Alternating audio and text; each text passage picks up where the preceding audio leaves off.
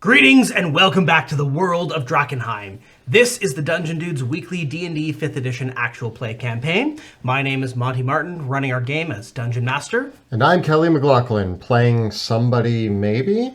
And we're joined today by our good friends. Jill Denitis playing Veosenia, the Tabaxi Gloomstalker, Ranger Rogue. And Joe O'Gorman playing Pluto Jackson, the Human Battlemaster. As always, be sure to check out all of our cool videos that we post over on YouTube where we cover everything D&D, including advice for players and guides for DMs as well. You can also join us on Tuesday evenings when we broadcast the campaign on Twitch. You can check us out from 6 p.m. to 8 p.m. Eastern Time at twitch.tv/dungeon_dudes.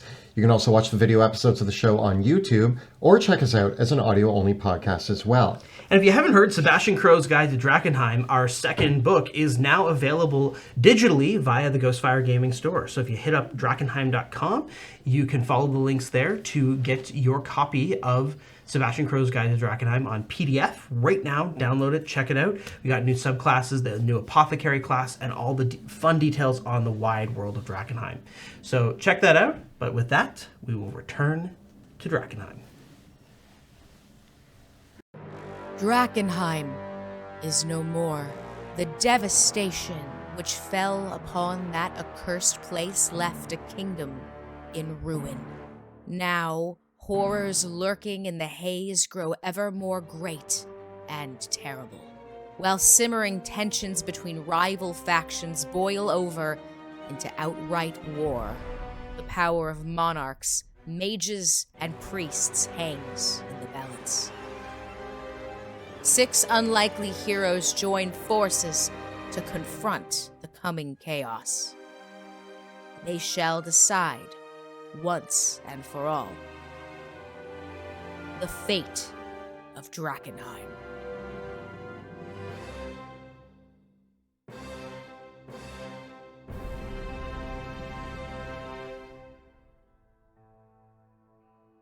Well, when last we left our heroes, they were auditioning a temporary replacement for the slain Sebastian. That has not gone super well because your first candidate got horribly mauled by a group of trolls. His fault, though. His fault, but you know what? I blame Mel. Mel, I don't think he set us up with the best of the best. We asked for the best of the best. And Mel sent us like a farmer with a stick. As you're retreating, the trolls are surveying the body of Derek, and they look up at you and be like, "You're not going to bother us again with one of your weird interviews." Sorry. We thought it would go a lot differently. Yeah, we didn't think you'd mind because... You're fine. He's good. We're sorry. As the other wounded trolls regenerate, they go, "That hurt! You know, we were just trying to enjoy a nice private lunch here." There's your appetizer. There's your snack. Can we have the body? Can we take Dale or Derek? You come here, you disturb our lunch, you attack us viciously, cut us down. I got better. And you want to deny us a meal as recompense? Give me a persuasion check. I'm going to use my commanding presence to bump it to a 22. 22. One of the trolls turns to the other and says, "Well, to be fair, we did need the exercise." And he's like squished in the dirt. Like this is like the equivalent of roadkill. It's not pretty. Yeah, you're way above eating something like this. Let me just take the remains and I begin to drag what's left of Derek, and I'm gonna just kind of like bow out. And this is technically not a retreat. This is part of the audition. Yeah. If you bother us again, we will eat both of you. Well, if you can catch me, sure. Yeah, I'm very crunchy. And He's a hard metal coating, so look, hard to get through. it's not about you, it's about our friend. We're trying to get him back, and we need people that can handle, I think, like a dragon. Yeah. So the fact that he couldn't handle you is just a thank you for helping us. No, not who to pick. The trolls, very confused expressions as they kind of wriggle their noses and look at one another in confusion. One of the other trolls still saying, "I am not sure why we're not just eating them right now," and the other troll says, "It's not worth the effort," and it's like, "Our lunch is getting cold." And we're while they're kind of addressing it, we're gonna we're just like already halfway down the road. I do a very generous thing and throw one of my portions of my snacks at them. Which is quite heavy. It's a heavy portion. Okay, maybe it's like a half portion. Let's be honest. Half a provision. Half a portion to be like, go, run. It's like, and we're gonna retreat tactically. Yeah. Not a retreat. It's not a retreat. It's not a retreat. It's a audition finished. Yes. Yeah, end Yeah. scene. We're gonna head back. Exit interview. Yeah, exit interview. So, Derek, what are your strengths? I'm resilient. I shouldn't play with the body. Oh, but I mean, he just tried his best. That's all we can ask. And it was awful. He dropped his stick. Yeah. He threw his stick at fire and he dropped it, or like it I was wasn't just. sure if he was falling off the roof or doing it on purpose to try to hit the I don't think he guy. hit anything. Oh. He told us about like his fight with a local farmer. Should we contact his family? I don't want to, but I think it's the right thing to do. We'll make somebody in the Hooded Lanterns do it. Okay. Yeah. Yeah. Okay. Yeah, send him some flowers. What good is it having soldiers at your disposal if you can't make them write letters home to the family? Where do you think he's from? Did he say? He said a farm. I don't know if I was listening that closely. What he was saying about the farm. Okay, I'm sure there's not that many farms. We just send flowers to like 7 farms. What? Yeah, just send like a couple bouquets out. Sorry about Derek. Derek, right? Derek. Is that his name? Yeah. Yes. Yeah. Sorry about Derek. Derek. Okay, I guess one of them will have to land. We'll hit one. Who are we gonna sign it though? Wilhelm.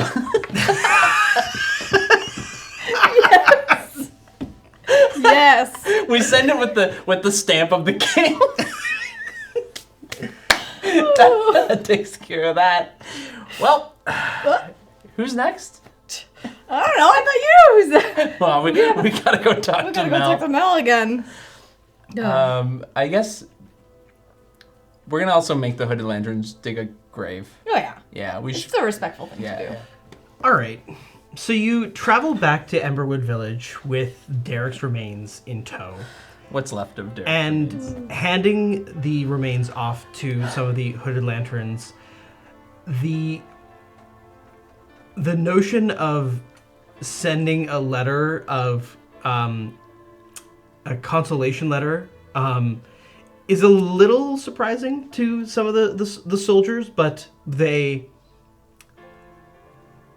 follow the orders. Yeah, who's the best cursive amongst you? I like just kind of look at the 5.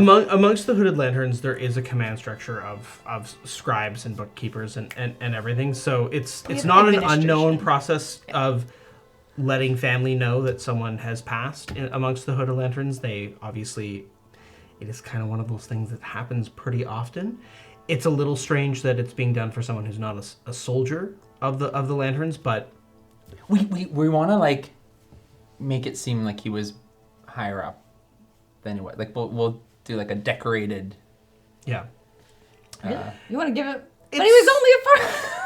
Yeah, it's on paper. Okay. It's just for the family. And with that, you return to the rough and tumble Skull and Sword Tap House, still which at all hours of the day is always a rowdy place. And returning to Blackjack Mel's table, Slam my fist down on the table. how did the first Interview, go. He was not as qualified a candidate as we were hoping. Is that the best you can do? Of course not. What happened? He got squished. He got squished by trolls. Oh my. Like a pancake. That's horrific and unfortunate and not unexpected. But I mean, I thought he was a decent kid. Yeah, a kid. He was a kid. He was like a farmer. He was like a.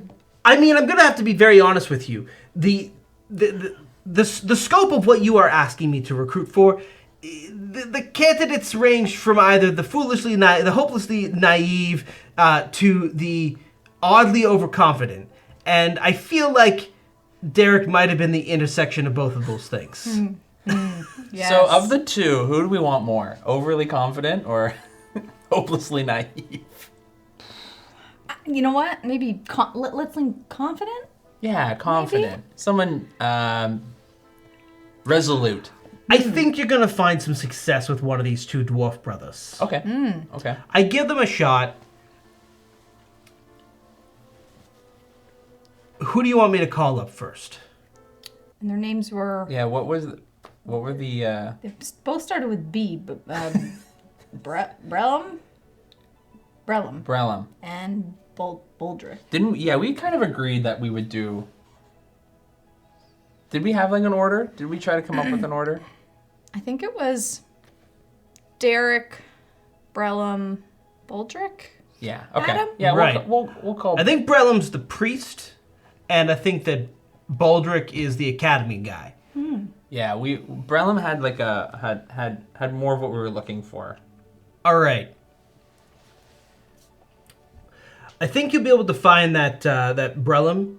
Go over to the Chapel of St. Brenna. I think he's been hanging out over there. Go find him and see how he turns out for you. Oh, okay. Is he expecting to hear from us? I mean, as far as I know, he's been hanging out there all day, every day. So he did come to me, responded to the call. So I guess he's just waiting. Okay. All right, Let's head go. over. Yeah. Let's go see him.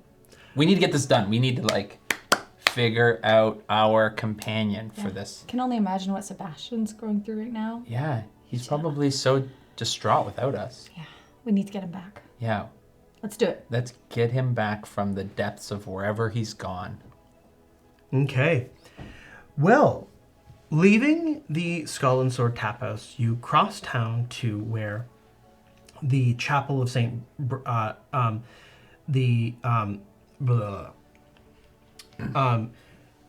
Chapel of Saint Ardena is located. And so, heading out from the Skull and Sword Tap House, you cross to the center of Emberwood Village, where the humble chapel of Saint Ardena, the sole chapel of the Sacred Flame, is located in Emberwood Village. Like all chapels to the Sacred Flame, it is a circular domed building with a small crematory garden nearby where cremations are held.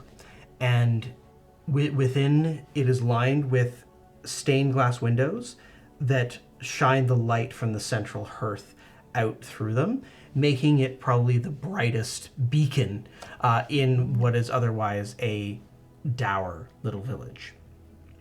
The chapel has more recently become a focal point for followers of the Falling Fire since the Silver Order vacated the city in general, it being the last place where they can pray in a proper chapel to what is their shared faith.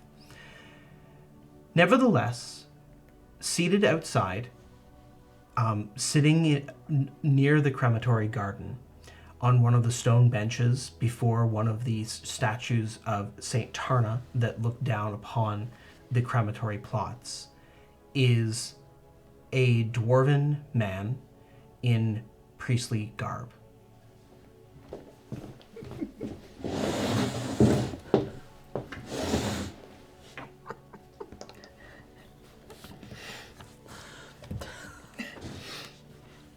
Looking up to the statue, the dwarf is in sort of a prayer position and says, "So if you could guide me in gaining the knowledge and wisdom to help my sickly wife back home, It would be much appreciated. Flame be with you.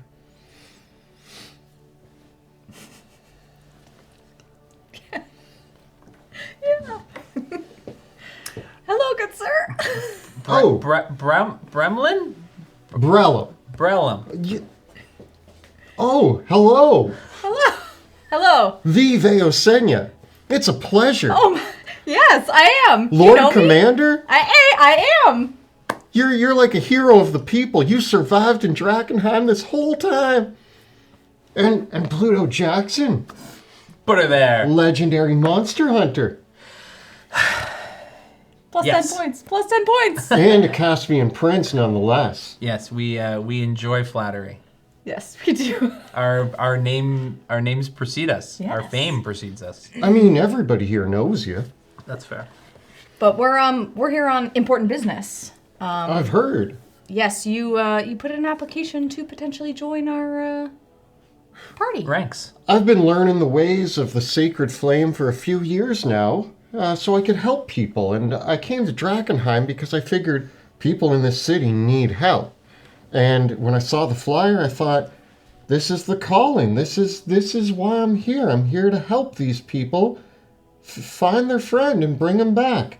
And I just want to do what's right for you and for the city and for the people of it. Yeah, the most right thing we can do for the city is bring back our friend. Yeah, Sebastian was like also a beacon for the city. Just different light. Yeah, you may have heard of him. He was like the best mage at the academy. I hear he's one of the most intense mages out there. Yeah. Burns things down all the time, but more often than not, it's bad things. Yeah, yeah. He does it on purpose. It's not accidental it's in never, any way. It's never been shape, or accidental. form. It's very deliberate. Yes. But real quick, out of the gate, can you just bring him back from the dead? You know, I've been working on that. They're always just working on it. Like, well, I've only been a priest for a couple years, and no.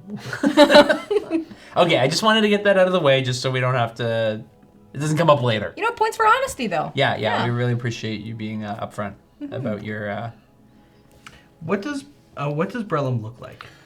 Brellum has unkempt hair and a large beard, but he's wearing like a breastplate with the sacred flame symbol on it, and below that are just gold and white robes, and he wears a pair of glasses on his big nose. He's a middle-aged dwarf, probably early 40s. And what kind of equipment is he carrying beyond the breastplate? That's a great question. Yeah, so he also has a shield and warhammer. The shield also emblazoned with the symbol of the sacred flame. A glowing warhammer. I mean, it might be glowing. Just seems to sparkle sometimes. And Sparkly. and he has a little crossbow strapped to his belt and big boots. And he's very stocky. I mean, like most dwarves, but he's very wide and very stocky. And his beard goes like, you almost can't see a lot of what he's wearing because his beard is just all over the place. Well, so I read your flyer. I understand that you're looking to bring back a dragon alive. Is that correct? That is one of the Yeah. things we are looking to achieve. Yeah. Correct. Great. And we need someone to be able that is capable. They can think on their feet. They can adapt to the situation. Do you have any dragon experience? No. That's not great, but also it's good because I guess, do we have dragon experience? No. No, Well, so then- I mean, mechanical dragon, but I don't know if that counts. Yeah, that's kind of like up there. The point is not about whether you know a dragon or not know a dragon. The point is whether you can subdue a large creature. Okay. I mean, yeah. This guy's thinking about it. Yeah, it's not necessarily just dragons, but like, so I'm assuming by that point you faced large creatures. Yeah. I mean, I've been in Drakkenheim for a little bit, helped some people in and out of the city here and there, so I've aided in my fair share of adventuring parties. Okay. But no big creatures. Like, what's the biggest creature you've wrestled? Me, myself, I don't wrestle. Or, I mean, you said assisted. Like, how do you help? Where do you see yourself helping us subdue the dragon? Sort of like, paint us a picture. Okay, well... Like, how would you approach the subduing of a dragon? So the way that I see it, You get some ideas. I want to hear them. you have the great Pluto Jackson, monster hunter. You have Veo Senya, greatest archer in all of Drakkenheim. Great start. So, you two probably have a plan to subdue a dragon. Totally. Yeah. But what you need is to not die. This is key. This This is. is key. Yes. And so, I'm going to help you guys not die. By helping fight the dragon? I don't fight. I'm sorry, I'm a cleric. I worship. You have a hammer in your hand. Yeah. Are you? What, You have a shield. What are you going to use the Are you shield a for? carpenter? Like, why? What's with the hammer, man? I use this to cast divine magic. And my shield, what do you mean? Who fights with it? It's for protection. Yep. I'm sorry, you guys are talking about fighting. You said we were taking the dragon in alive. Hold on. Are you a pacifist? I am of the domain of peace. Okay, I need you to understand. Our first candidate, Derek, he is now. Oh, I love that boy. We met in the tavern a few days ago. Greatest bean farmer. Shook his hand. I bought some beans off of it. Have you had his beans? I unfortunately did not have the pleasure of trying the beans. You that gotta he grew try from 'em. his You know what? I'll send him a letter tomorrow. Me and my brother, we love Derek's beans. Oh, so you know where his farm is? No, he just brings the beans to Drakkenheim. I don't darn. ask where his farm is. That's, Look, it's just that Derek didn't work out, and there were some trolls, and they really did a number on him. And here's the thing, like, where we're going, like, I mean, you might say that you might make us not die, but how do you keep yourself alive? Well, again, greatest fighter, monster hunter. You fight the monster. I stand back and make sure that you two are okay. I may be a PSOing cleric, but I don't care if you guys are doing the killing. I'm just going to make sure. No, we're trying not to kill. Yeah, that's the point. So, we want to avoid combat at all costs. Yeah, I think the dragon's gonna be mad though. Yeah. Wait, so at least calm down a dragon? yeah, Yes. can you calm a dragon? Oh, okay. That's actually pretty good. Yeah. I That's a can skill we calm most probably things. don't have. I have a very common presence. I can. Well, that's actually my work. You calm the dragon. Yeah. And then we just Of course it's going gently to work. subdue him. What were you going to do? Hit it with your sword until it went to sleep? I mean, it's usually, and they go to sleep forever. Well, that's not what you want. Have you guys thought this through? You're right. Of course we have. Are you questioning our plan to capture a dragon? Yeah, the plan that we've thought through, all of the inevitable possibilities. I'm just Yeah. wondering why you took little Derek over to fight trolls and somehow relating that to subduing a dragon. We needed to see how our dynamic as a trio worked. Yeah. Right, Yeah, right. which I think, good opportunity, maybe we see how this calming of beasts dynamic We works. should find a big beast, and you show us how you would calm it while we are engaged in some sort of, like how we subdue a large creature. Well, we can protect him and he can subdue the... Yeah, you Yeah. calm it, but we'll protect you from it. Great. So let's. Okay, where can we find a large, like a beast? Maybe we start with a beast, something wild. You're gonna find the most unhinged and dangerous monsters as you get closer to the crater. Perfect. So go to like the edge of the crater, you think? Yeah. Yeah. Come on, Brellum. I mean, if the pilgrims can make it all the way there, then why can't I, you know? Yeah, that's right. Yeah. Have you thought about doing the sacrament? Like doing the... No, that's not for me. Although, it's okay if that's the path they want to take, as long as they find the light in their own way. I mean, some people in the Sacred Flame are like, oh, you gotta do this or do that, but as long as you find the light, I think you're most of the way there, I'm basically the light. I have Ignatius, the Sword of Truth, That's very true. and I carry this Shield of Saint Vitruvio. You may be on your way to becoming the next saint.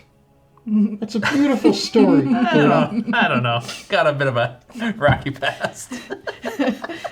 Long journey ahead before he gets Yeah, I there. kind of Pluto, murdered a Pluto. high-level paladin, but Don't we all? We all have a rocky past. It's not about your past. It's about what you do next. And what I plan to do next is go camping with my brother. Have you guys met him yet? No. no. He's a wonderful man. I just love him so much. He comes and visits me and the wife and our 4 kids all the time. He's going to be I don't want to coming know by. about family. I don't want to know. Yeah. Why not? We can't get attached. Yeah, we need to Why- have a professional distance currently. So got us the into nature this of- situation. I just thought you'd want to get to know me. I've read all about you as your new It just makes it candidate. harder. Like the name is enough, but like What makes what harder? Anyways. we should probably head to the edge of the crater with this man we just met. Maybe what's like a. Let's head towards it, but Yeah. we'll find something along the That's way. our potential end destination, Yeah. but let's be honest, we're probably not gonna get there. Yeah. That means something. Before we head into the city, I just would you gather around for a second? I just want to. By the light of the fire, sorry? Do I hold hands? Or we? No, you don't have to hold hands. You just need to be here. Oh, okay. You interrupted me. By the light of the fire, I protect these 2 individuals as we gather our strength and head into the city. May flame be with all of us. And I cast aid on us as a party, giving us all 5 temporary hit points. It's not temporary hit points. It's an Oh, yeah. increase to your hit point maximum. Right. Oh wow. Oh wow. I might need. Can we take a short rest? Yes, you can count yourselves as having taken a short rest for sure. You ready? I'm always ready. Good. Are you ready? I'm always ready for whatever Drakkenheim. You That's our 2 way. are 2 of the most courageous warriors that I've ever heard about, and I will be your guiding light through this darkness. That's so nice. It's like one of the nicest things anyone's ever done for me. Yeah, we've been in the dark a lot. I mean, I can see in the dark, so it's not. Yeah, not too and bad. well, Sebastian creates a lot of darkness. Usually, I'm quite invisible in the dark too, so it's actually to my benefit. Well, Yeah, so you should stay like a little bit away from. Veo's gonna kind of do her own thing. Yeah. But we can hang up with each other. Like I'm okay with it. I will Like, not be beside you, brother. I'll be at least 10 feet behind you. It's fair. It's fair. I got a wide swing. Alrighty. Well, with the blessings of the sacred flame upon you, you head once more into Drakkenheim. Following along the Champion's Road through the broken outskirts of the city, you head towards a region known as the Scar. This is considered to be one of the best areas to find small amounts of delirium outside the crater, because it is a region where essentially a massive piece of the meteor slid forward, causing a deep rent through the region and spreading chips and pieces of delirium deep into the ground. And many of the Ironhelm dwarves have operated in this region for some time, collecting the delirium. You are looking for trouble. Yeah. Okay. Something big Okay. that we can tame. So, I assume that, Paluto, you are not moving with stealth, but Veo, are you going to try to seek something out? Yes, Smart. I'm gonna scout ahead and use my slinkiness to my advantage. I'll find something and I'll bring us in that direction. Yeah, Okay. that'd be great. What I will do then is I will have both Paluto and Brellum give me perception checks Actually, all three of you. Or Veo, you can give me survival, perception, investigation, or... Yeah, survival, perception, or investigation, whichever you wish. I'll give perception. Okay. 28. Oh my god. Okay. 21. 13. Okay. So, and then finally, Veo, I will have you give me a stealth check. Woo. 23. Okay. Veo, I would like you to pick up 3 d6s and roll them. Rerolling any duplicates.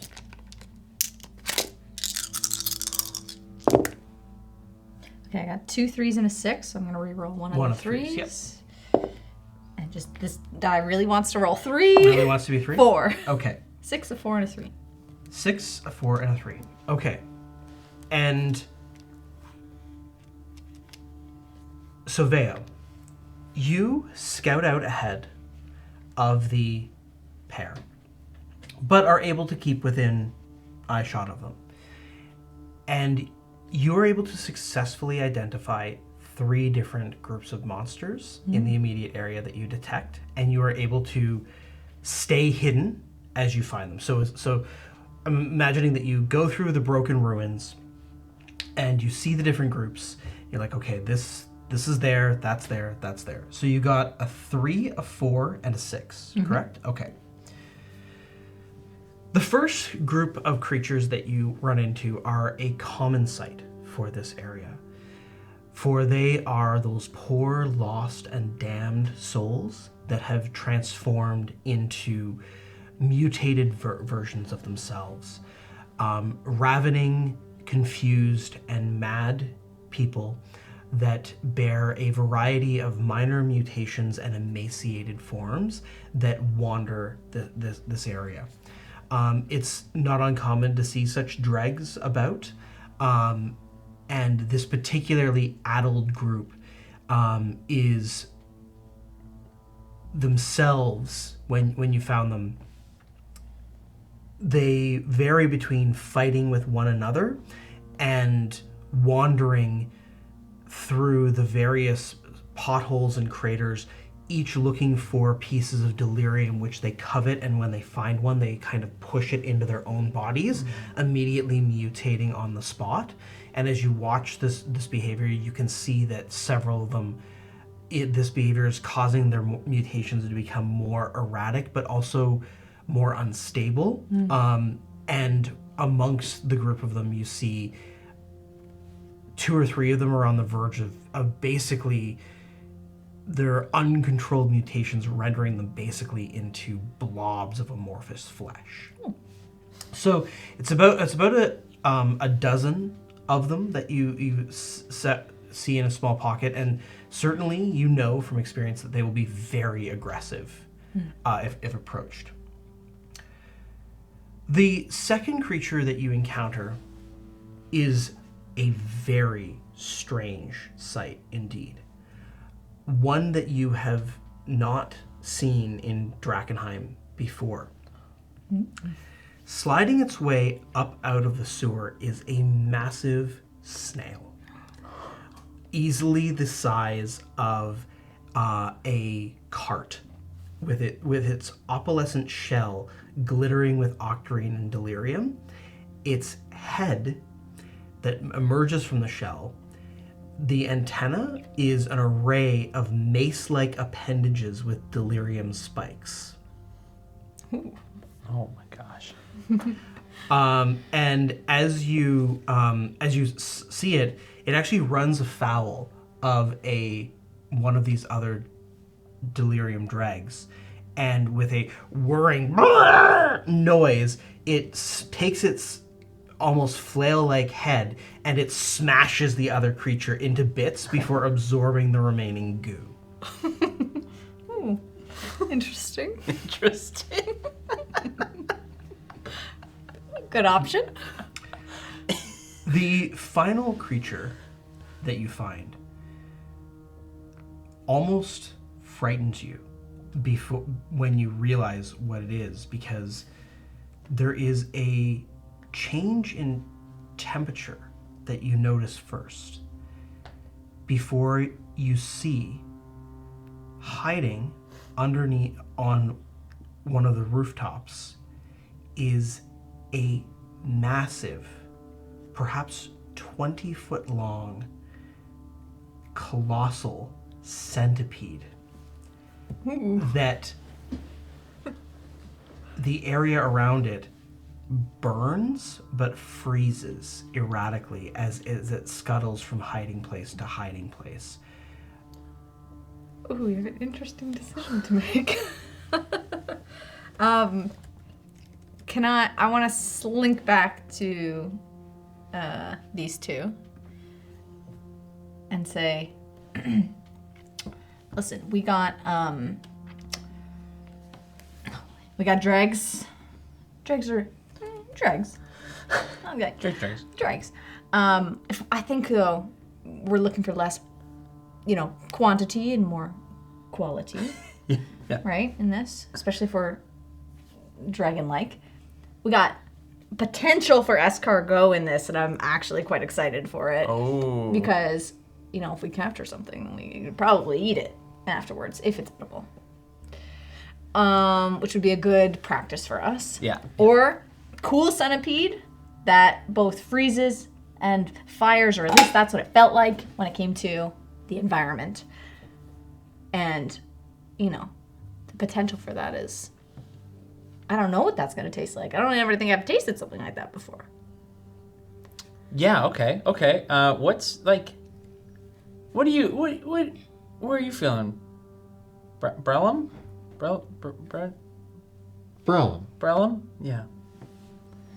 Yeah. Sorry, I know you know me, but I just don't know you that well. That's what I tried to tell you who I was, but you didn't want to hear it. But No. anyway, It's just the professional distance. But where do you feel? Where? I feel the inklings of fear that I'm trying to suppress, and the slight discomfort of the city. And centipedes frighten me when they are small, and a big one sounds terrifying. When it comes to the snail, I don't see anything scary at all about a snail. You said escargot. We talking about squishing snails? Is it like a bigger snail? Big? Big. Big snake. Like as big as my hand? Oh. As big as me? Bigger. Oh. Well, that's a big snail. But you know what? It would be slower pace, assumedly. Yeah. So that might be right up our alley for a And practical interview. I think that would give you lots of time to like calm it and soothe it as we capture it. And what are you two gonna do? I'm there for moral support. No, I'm here for moral support. I want to see how you work with it. Like, I'll keep it distracted and sort of like focused on me, but I need you to like really reel it in so that I can. If the goal is to see how we work as a team, then I expect you two to be doing exactly what you would do in the field. Yeah, like mostly I hit things with swords. Then hit it with a sword, and I'll make that even better. In the moment, it really depends. Arrows, magic, running away. It really just depends on the situation. Yeah, we kind of go like we're not one for plans. Yeah. Like we're not big on. The light will guide us. Yeah, that's great. Yeah. Mm-hmm. And I'm the light. Mm-hmm. Essentially. The light is in you, yes. It's on my sword. It glows. Yeah, literally, yes. Yeah, exactly. We should probably decide soon, just in case. I say we go for the snail. Yeah, okay. Yeah. I mean, that's probably the least likely to get away fast, so... I just feel like the centipede, though, has more dragon-like qualities, but I think for a test, the snail is more, like, appropriate. And if it goes really well, too easy, we can always move on and we can fight it again. Yeah, I it's mean- probably going to be too easy. Since it's a test, we don't want anybody to die, right? So... Totally. We go after the snail because I'm not the fastest runner, but I'm sure I could outrun a snail. Yeah. I'm sure you can, too. You'll be fine. I am going to head in the direction of the snail. Okay. I'm gonna kind of take the same direction, but like, again, outwardly or across rooftops. Before you two go, is like the snail visible? Are we about to go there? The snail is not visible to you yet. Okay, never It's an mind. invisible snail. But it's only minutes away. Okay. So if there's anything that you want to do in preparation before you encounter the snail, you should do it now. I grab the two of you and I'm now we're like, holding join, hands." join my hands. So not like before. Okay. I bestow upon you the power of the flame to guide your weapons in this upcoming battle. And I'm going to cast or use Emboldening Bond. So the two of you get, once per turn, you can add a d4 to an attack roll, ability check, or saving throw. Oh, wow. Very helpful. I feel like I can hit easier. The light will guide your weapons and you. make them strike true. Okay. Veo leads you through the ruins towards a broken and crater, towards a crater-broken street, where ahead the massive creature is slowly sliding along the road from its last meal, leaving a trail of glowing, scintillating mucus behind it. It warbles along its path, its strange appendages and antennae looking out for its next meal. The shell of this creature, you could comfortably climb inside and live comfortably. New home. It's so big. Yeah. What do you do? So normally what happens is I go in front, Veo kind of flanks. Do you want to come with me?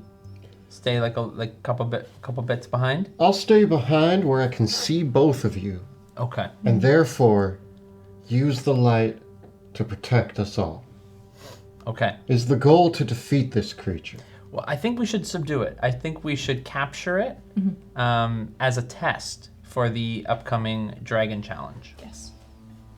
Yeah, last time we just fought trolls with Derek. I don't think we really got anywhere. I know that Derek didn't turn out, but is he okay? No. I think we've developed some honesty. He is completely and utterly destroyed. Oh no. Yeah, he's. That's why I asked you really about the raising dead thing. I'm this close to learning how, and if you had... Oh, Derek.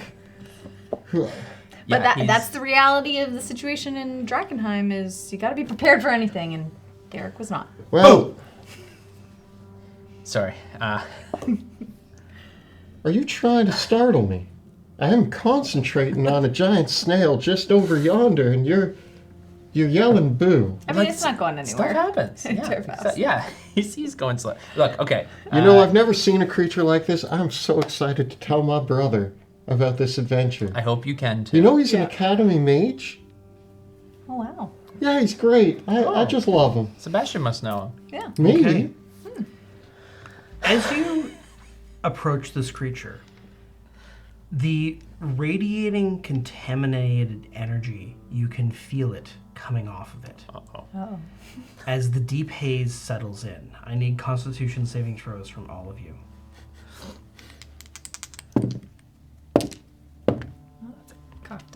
Will a 13 suffice? Yep. 15. Yep. 17. Okay.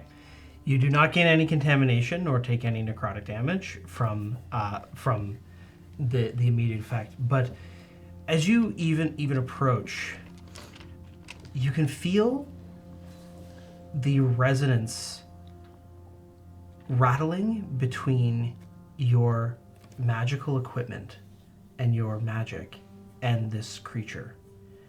Something is erratic. And the Veo, you can give me either a nature or arcana check. Nature for sure. Oh my goodness. 13. Okay. It may be that if this creature is damaged by anything magical, it could cause arcane anomalies. Ooh. However, It may also be resistant or perhaps even very hard to damage without magical equipment. Ooh. Okay. So, it's gonna be so much magic happening here. We kind of have to damage it potentially with magic, but that might cause a little bit of wackadoodleness to happen. So, your choice. How you want to go about it, Pluto, and I mean, Brellum. I have. sorry. You're so forgettable. I think I'm going to. I'll create a slight distraction, and I think I'm just gonna do what I always do. I'm gonna turn my sword on and just All right. whack it. I'll roll for initiative. I think I have one setting. Yeah. Like I don't know how I'm to like do an my old jobs. blender. It's on or off. There's no. Okay. There's no. 17. 17 for Veo. Brellum 5. and Pluto. 6. Alrighty. Just slightly before you.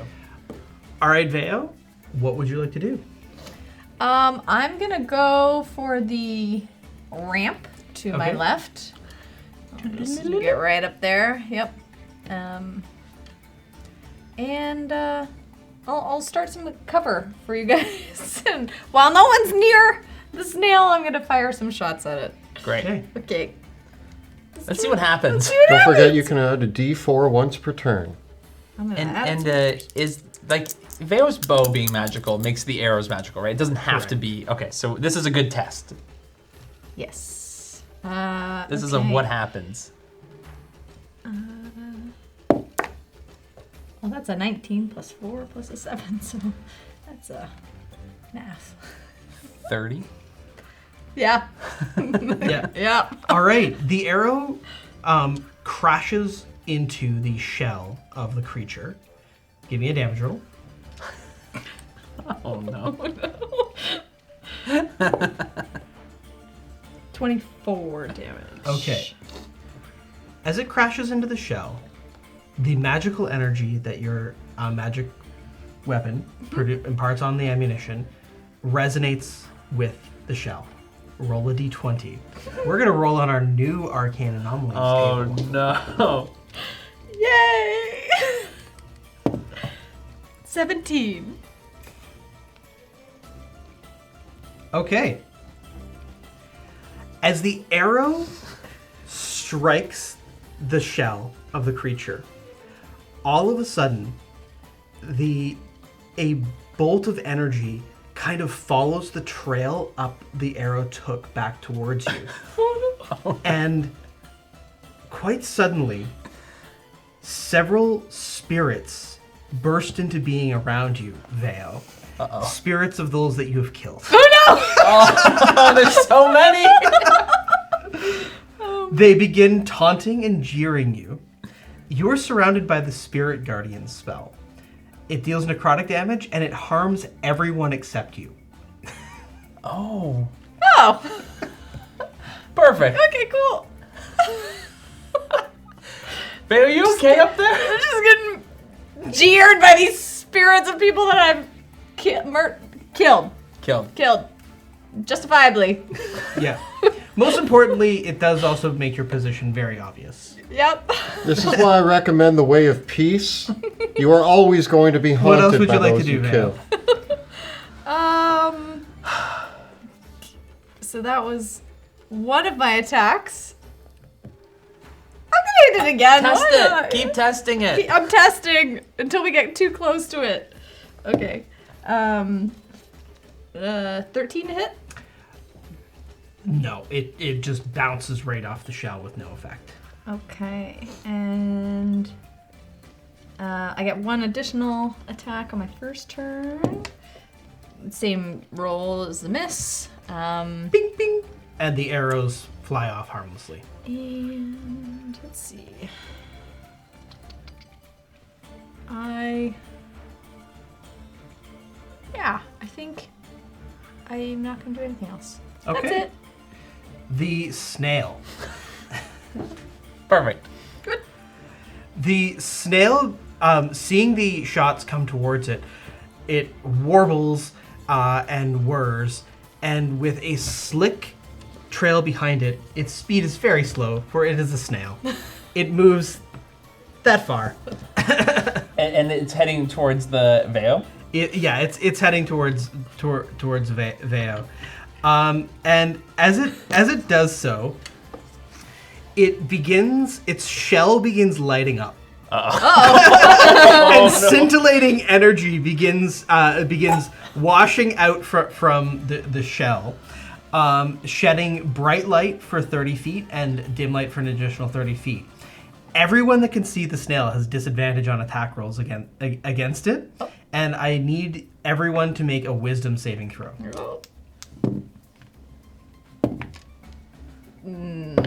4. 24. Also 24. Okay. Veo, you take 10 points of radiant damage and gain 1 level of contamination. Oh no. It's fine. Which means you need to roll a d6 for mutations. Come on. Come on, new D6. 3. Okay, you do not mutate. Anything else? Oh, no. That's was the his snail, turn. so we go to Pluto. I charge at the snail. You charge the snail. I'm gonna run, jump up, and okay, you said I have disadvantage because it's a blinding light. Yes. I close my eyes and use blind fighting. So I jump at it. As I get closer, I close my eyes and I start swinging. Does that negate the? Yep, that works. This is how you do it. You have to trust your senses. Yeah. Don't forget your D4. Light guide me. I crit. Okay. So, what's gonna happen to this snail? 51 damage. Okay. I also turned on Ignatius, so I scream Ignatius with my bonus action. With a resounding crack, you strike the shell of the snail, almost like a bell ringing. Roll 2d20s. Yeah. Here, we'll roll these two. I get a 2 and an 11. Okay, I'm gonna choose the one that I like best. Okay, with a crack, gong, all of a sudden, you feel the hole in the snail open up, and with a strange warping, sucking sound, you are pulled into the space between worlds. Where'd he go? Pluto! Is he in the snail? I'm losing all my friends.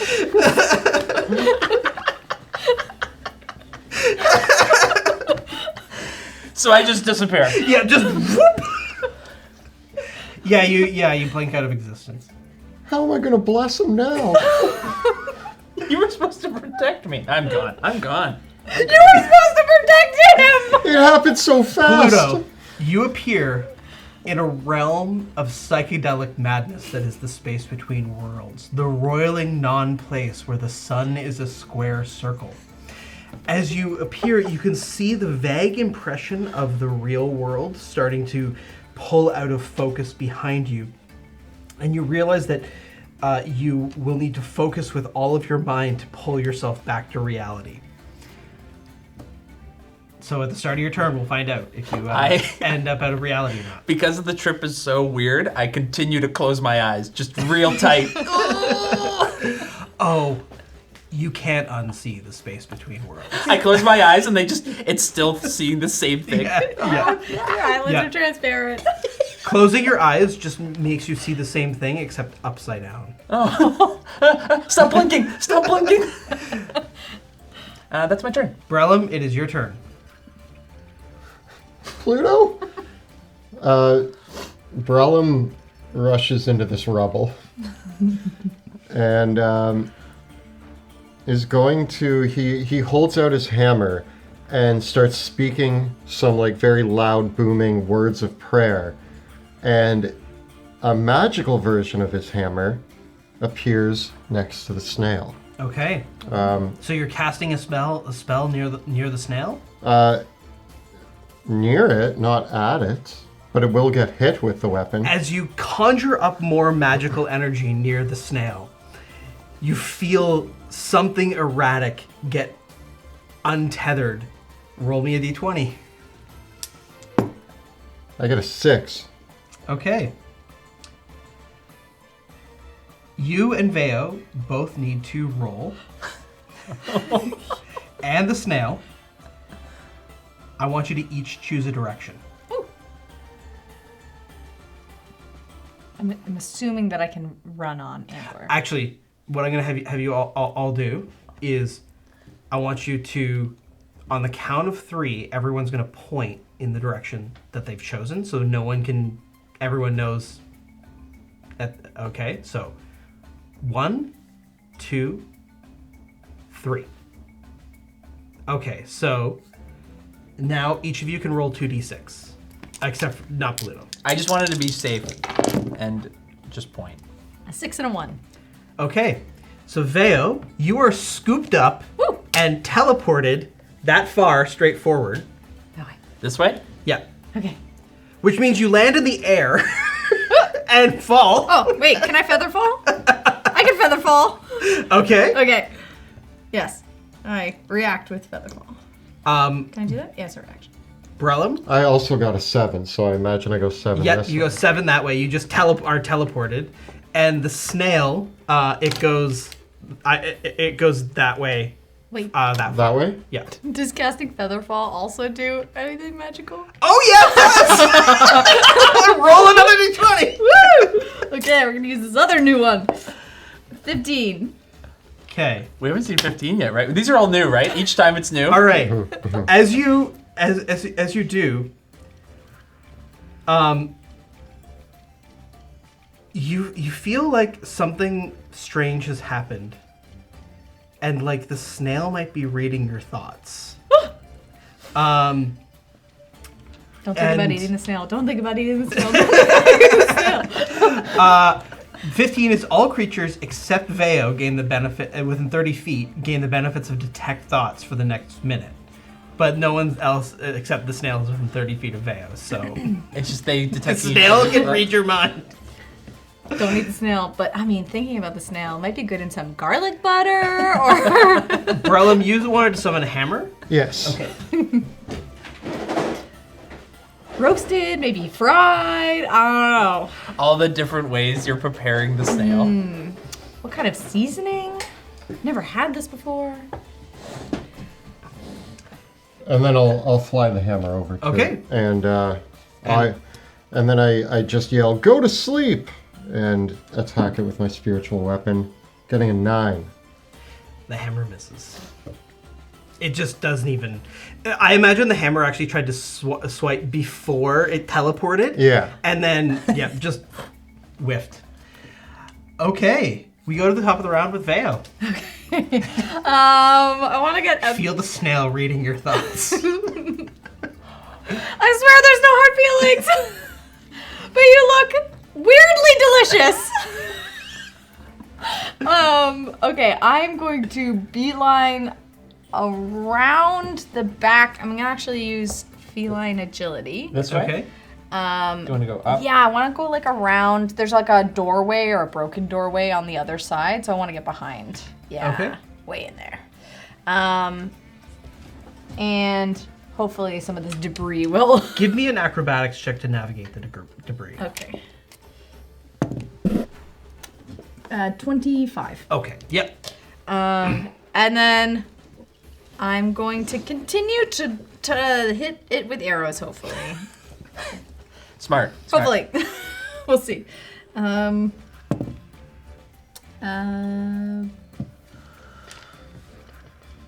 24 to hit. That connects. The arrow strikes its shell and you feel the resonance of the magical energy. Ooh, 26 damage. Okay, roll a d20. 19. A 100-foot radius octarine storm cloud emerges 300 feet above the triggering creature as pouring glittering rain falls for the next minute. The area below the cloud becomes heavily obscured. A creature who starts its turn in the area must roll a d6. On a 1, they are struck by octarine lightning and take 46 lightning damage and gain contamination. Oh my gosh! Wait, and it's 100 feet? It's 100-foot radius, so there's 100 feet. 200-foot diameter. The storm cloud? Imagine just immediate this downpour. Yeah, the glittering rain. Brellum pulls out an umbrella. I would not wear that. So roll a d6. That's someone that wants to get hit by octarine lightning. 4. You were not hit by the lightning. Good. I hate the rain. Nothing's worse than a wet cat. I'm just so sad. Yeah, it's just like, Anything else? More attacks? That was one attack. keep killing it. Yeah, let's do it. Are we killing it? We're subduing it. At this point, it could go either way. All right, let's try one more time. Oh, this is 14 to hit. Unfortunately, that arrow is not strong enough to get through the shell. Cool. And I'm gonna use my bonus action to cunning action. Can lightning hit me if I'm in a building? Maybe. This is magical lightning. It is capable of strange things. It goes around the building. I was thinking of getting back into that little Into the building. shed? Yeah. Go for it. Okay. I'm gonna move me into the shed. So a dash into the shed. Oh, and you're still surrounded by the spiritual ghosts. Yeah, they're being mean to me. Yeah. Okay. The snail is just gonna move towards Brellum. About here? Yep. So, Pluto, it's your turn. Give me an intelligence saving throw. Yes, my strongest. Okay, ready. I got lots of lucky. I rolled a 0. I'm gonna use Indomitable. Okay. Round 1. I get a 9. Can you enter Okay. D4? Can I do a D4? lucky? Oh, can my D4? Yeah, your D4 would apply. Yeah. I want to do. Does a 12 make it? No. I use lucky. I get a 4. What's happening? You take 20 points of psychic damage. Great. You reappear within 10 feet of where you disappeared. Like where? Like here? Yep. At the start of your turn. And you feel like yes, you are harrowed by the experience, and yeah, you take the 20 points of psychic damage. Oh. It is your turn. Hey, there's that snail again. And I run out. Come back here, you. The harrowing experience of the space between worlds has not fettered you in the least, so you go right back to attacking the snail. Yeah. I'm not great at learning lessons. I get a 31 to hit. It's a hit. As Ignatius crashes down into the creature again. 10, 11, 12, 13. 23 damage. Okay. And I want potentially to do a. I'm gonna use one of my Battlemaster feats. Cool. Roll me a d20. The snail is bloodied. It's bloody though? Yeah. Okay, good. I got a 5. Okay. A powerful magnetic force takes root in the triggering creature. Brellum and Veo, you must make strength saving throws. Perfect. Oh wait, I haven't used my D4. Can I use it for this? Yep. Yes. Still not good. So, 11. Also 11. You feel the magnetic pull towards Paluto, and the two of you are both pulled towards him this far. Pluto, you're so magnetic! No. Right below. The mouth. Yeah, as the flail snail's head is just there, and I'm just like, ah! And Veo is also pulled. I'm way over. Yeah. I really tucked her in there. Yeah. I wanted out of the rain. Oh yeah, and roll a d6 for the lightning. Uh-oh. 5. And you are not it struck by wasn't lightning. bad. Yeah. I want to use grappling strike, so I want to strength athletics check. I get a 30. I get a 20, but that's obviously not enough to beat a 30. So I smash it and I grab it and I'm gonna wrestle it down and I'm gonna keep attacking it with my sword. Make another attack. I get a 20, like a 31. 32. All right, and another d20, please. Now, 13. Okay. All right. Give me the damage. Okay. So what I want to do though is because I'm using a melee attack. This is something I've learned. Pluto has learned. Can I use it to knock the creature unconscious? If I reduce it to 0. Reduced to 0, yeah. Okay. 9, 10, 11, 12, 13, 17, 27 damage. Okay. All right. And then I roll the 13 on the anomaly. The triggering creature gains 1d6 levels of contamination. I do? Oh no! Oh no! Oh no! No! No! No! No! No! No! No! No! No! No! No! No! No! No! No! 1. Oh.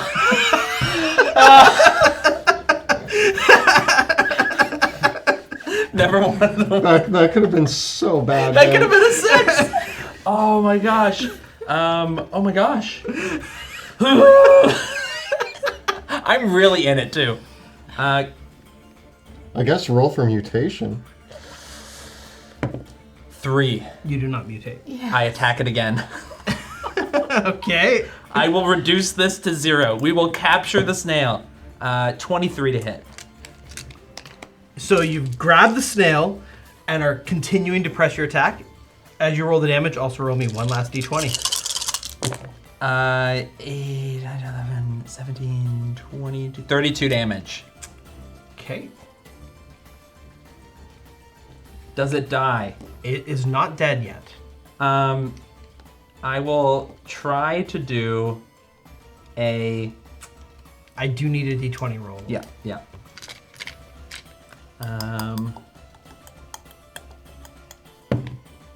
A 4.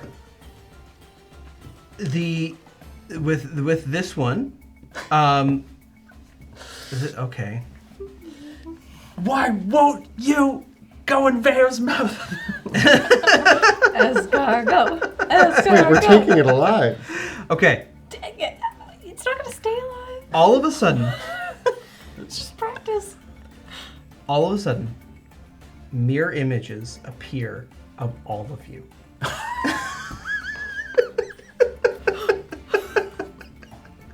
Including the snail.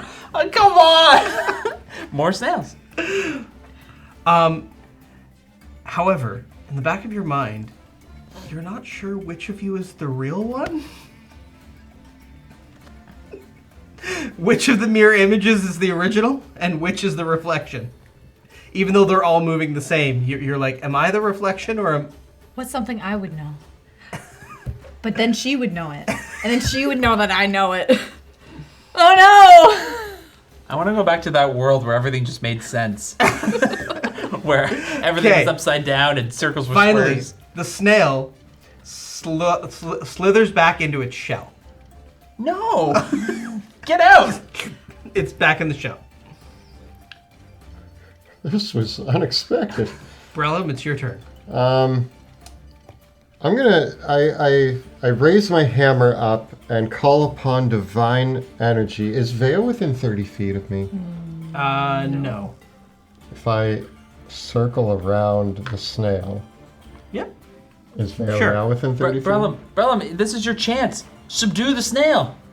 I am giving us divine power so that we can work as a team to subdue this snail, and I bless all of us. So I cast bless. You guys now you get your 1d4 once per turn, but you also get an additional d4 On all attacks. on all attacks. Wow. Oh. You still have your spiritual weapon too. And my spiritual weapon comes on in, and is gonna start hammering on the shell. Okay. Getting a 19. That just hits. Wow. Doing 6 damage. Roll a d20. All right. I got a 7. Okay. Strange glowing fungus sprouts in a 20-foot radius around the triggering creature and hums softly with discordant tunes. Anyone who hears the tune mindlessly whistles the song in moments of idleness for the next 1d6 days. So for the next 2 days, you just have a song in your head.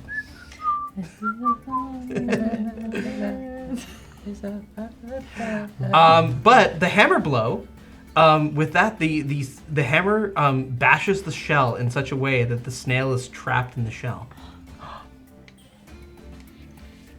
There you go. I subdued it. I pick up the shell. It's a huge ass shell, but it looks like there's 4 shells, which 4 mirror images of Pluto all attempt to lift. Give me a strength check. Oh, easy. Do I do straight strength? Mm-hmm. I get a 23. You have lifted this colossal delirium ocarine shell. I need to roll for the lightning. Oh yeah, roll a d6. Uh-oh. I got a 6. You do not get struck by I lightning. got a 5. It's on a 1, right? Yeah. So the snail is successfully subdued. Wow. Let's get out of the lightning. Start running. All 4 versions of Pluto begin to run out of the radius. I also run and faster. Yeah. Yeah. You How run many- out of the radius of the weather. Do we have to make any checks for lightning as we're escaping? All of you can roll one more. I hit a 1. 4. And a 5. I got hit. All right. Me Pluto, holding the giant yep. magical snail. You take. I need a Constitution saving throw. Is it called like a conduit? Yeah. I get a 15. Okay. You do not gain any contamination, but you do take 15 points of lightning damage from the last Jab. bolt. As you race out of this with the subdued snail shell. A scintillating the scintillating shell of a subdued snail. Oh. Successfully scooped. You successfully scoop the scintillating shell of the subdued snail. I have to probably pick it up and put it down a couple times Yeah. as we're leaving, but I finally find a moment to rest. The mirror images and the spirits go away. Yes. But you are left with a lingering feeling of, am I actually the real one? Was that me or the real, what mirror image was the real me? And that stupid song that I hate so much that I keep wanting to sing. Actually, I think I was outside the radius. I'm like, what are you guys singing? That song. That song that Our battle music. Yeah, we all know. So, yeah. So that was Brellum's audition. Oh! I am thoroughly impressed. Thank you. I told you that the light would guide us, and I got us a subdued snail just as requested. Yeah. And you actually did the subduing. I mean, after Pluto hit it a bunch of times. I knew going into this that the 3 of us together could accomplish anything, especially with the help of the divine light of the sacred flame. Well, let's eat. Yes, I get to cross off one of the amazing things from my bucket list of things I wanted to eat. So. I'm so glad that we chose to subdue the creature and not kill it. Yeah. Yeah. Yeah. Yeah. And I begin building a fire. To cook the enormous escargot. Yeah. Yeah. Well, I guess you gotta eat. Yeah. And I think we would do it to disservice if we didn't eat this magical shell. I mean, the shell's got to have some cool properties. Like maybe we can like take it back to the academy. Maybe make something, some armor out of it or something. Yeah. I mean, this definitely answers one of my interview questions. Like, if you were stranded in the devastated wasteland of Drakkenheim, what would you cook for dinner? And clearly, we have the answer to that. Giant snail is probably my first answer. Yeah, well done. Yeah, you were way more capable than Derek. And yeah, I think maybe not fighting like 12 trolls really had something to do with it. Yeah. But yeah, you held your own. Thank you. You didn't get eaten. You didn't get bludgeoned to death. I felt slightly stronger by fighting with you. That was Yeah. pretty cool. Yeah, I felt bolstered. A lot of chaos happened though. I gotta tell you, some weird stuff happened. It's gonna take me a couple of days to process everything that I went through. I will never be the same. Yeah. We all changed that day. To be honest, that happens often when working with us. So, I mean, if it's something you're interested in, I think we'll take a little bit to make our final decision about who we're We have traveling some with, more but- interviews to conduct, but I don't know. I'm very impressed. Mostly because you're alive. I think that's a huge, what I would consider an insurmountable goal. Yep. And you achieved it. You are currently alive. Well, it was my pleasure to help you too as a guiding light in this dark place. Righty. Well, as you enjoy your enormous escargot, you do have another interview candidate to see. Yep. Do Two we get more. any benefits from eating magical snail that causes anomalies? Is there any? Think that through. It was a bit of a prompt. I want to see what happens when I eat the magical snail. If you are going to eat the magical snail, you can both make me Constitution saving throws. Do I need to make one too? Are you going to eat the? Yeah. Yeah. I got a 14. 12. 18. Okay, you all succeed, and this creature is a thoroughly contaminated being, and thus eating its flesh will contaminate you. Oh no! Yeah. Do I want to roll? No, you all succeeded your saving throws okay. because you did cook the meat. However, partaking of the snail's body, for the next 24 hours, you have advantage on saving throws against spells. Ooh. Whoa. I mean, that's huge. Yeah, that is huge. Thank you, magical snail meat. Can we? Yes. Can we save some? Can we?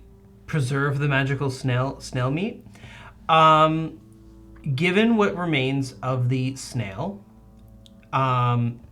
yes, you can. Can we save like roll one? me a d10. Vera, do you want to roll it? Yeah. You're the master chef. 3. Okay, give me a survival check. Oh no.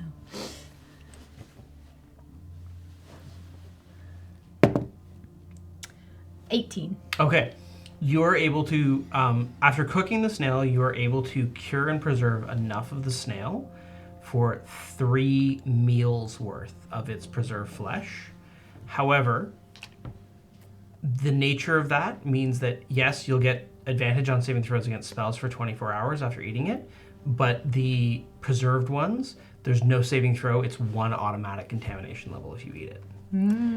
Yeah, but it's so good. Like It tastes great. Yeah. Yeah. Oh, that's really cool. That is really cool. Okay. I'm going to write it down. Nice. Contaminated. I'm also a little contaminated. You also do have the shell, which is huge and heavy, so you'll have to decide where you want to leave it. But yeah, you could probably make armor or shields out of it or something like that. I'm gonna drag it back to Sebastian's dad. Then We'll you'll have hide to it. talk to Sebastian. You know what? We're gonna hide it in Emberwood Village. Okay. Oh man, yeah, Sebastian's dad could totally do something with it. Yeah. After we bring Sebastian back, we'll talk to him. Because I don't want to open that door. We just like store it in his... Does he have a barn? I'm assuming he has a barn. We could, or that. What's that one room that the academy used? That one house that like the incognito house. Yeah. Oh. Sorry, what? Oh yeah, we thought you left. We've just been talking over you. Oh, you're still here. Look down. Yeah, sorry, we're not back at Amberwood Village yet. I'm tagging along for the time being, if that's okay. Yeah, we gotta make sure. So I'm part of the team now? Not that easy. We have some more interviews. Yeah. We're gonna go. You'll But you get a are moving call. on to the next round. Yes, definitely. If you really like my brother, which you will, because he's such a great guy. We're going camping after this. I hope so. Maybe we can both go adventuring with you. I mean, yeah, if he works out. Although I have to be honest, we were like kind of a trio, sort of. Yeah. This is like just sort of like our. We also, I if we're understand. paying, we only have enough to pay for.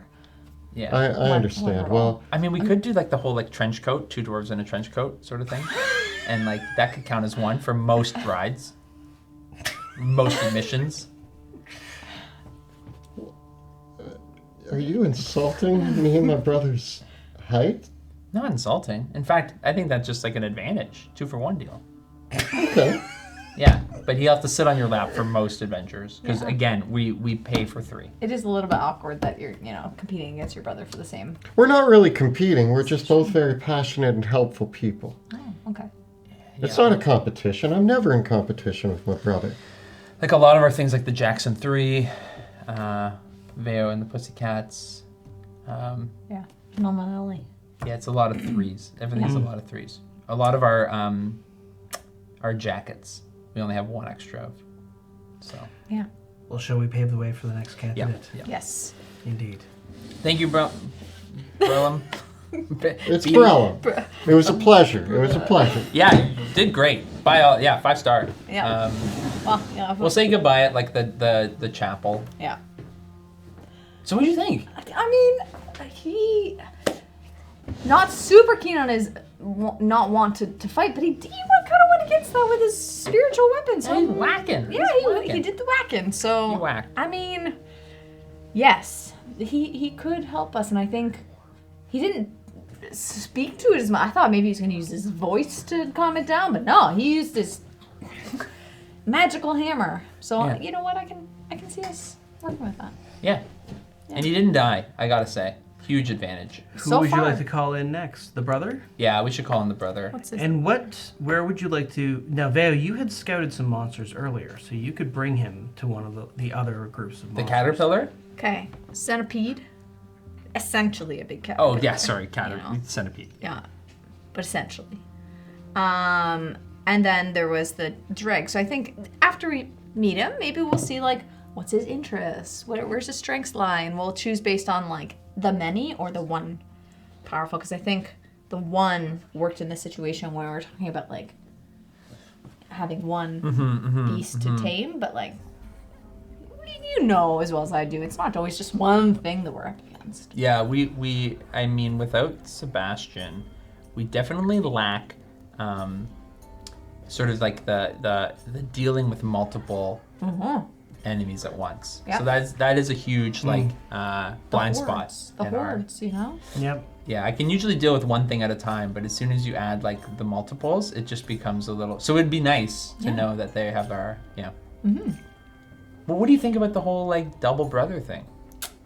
I mean, if they're willing to have half salary and have both of them, then Half salary. Nice one. I thought it was the only one. I thought it was the only one teasing him. I was literally like, if we only have one salary and they both want to take it, I mean, they're brothers, so maybe they'll both want to work together. And we know that they probably have good. Wait, do we know if they're assuming they're on good terms? Chemistry. Yeah, they have great chemistry. Chemistry, yes. Yeah. Good chemistry. Well, as you return the shell back, you are approached by, and say your goodbyes to Brellum. You are introduced to the next dwarven brother. Right. So, as Brellum heads back to the chapel, you are introduced to his older brother. Older brother. Older brother. And And tell us about the older brother. What does he look like? So, Baldrick strides up to you. He is he looks very much like Brellum, right? Slightly older Brellum. And aside from his attire, he's wearing a brown leather armor with some studs in it. And you notice that over it, his whole body, right? His arms, the armor clothing is all, there's a swirling sort of glow. Very slow, subtle glow over his entire form as he strides up to you. Says, Commander Senya, Prince Pluto, Yes. Hello. it's good to meet you, finally. Good to meet you too. You have an interesting aura about you. Yes, thank you. I always come prepared for the worst. I mean, good attitude to have, Yeah, especially in Drakkenheim. Plus 5 points. Did Mel fill you in So- on the details? Sorry, points? Oh yeah, this is an interview. An interview. Yes. Yeah. Actually, we just met your brother. Yeah. Fantastic. Brellum. Fantastic. Yeah.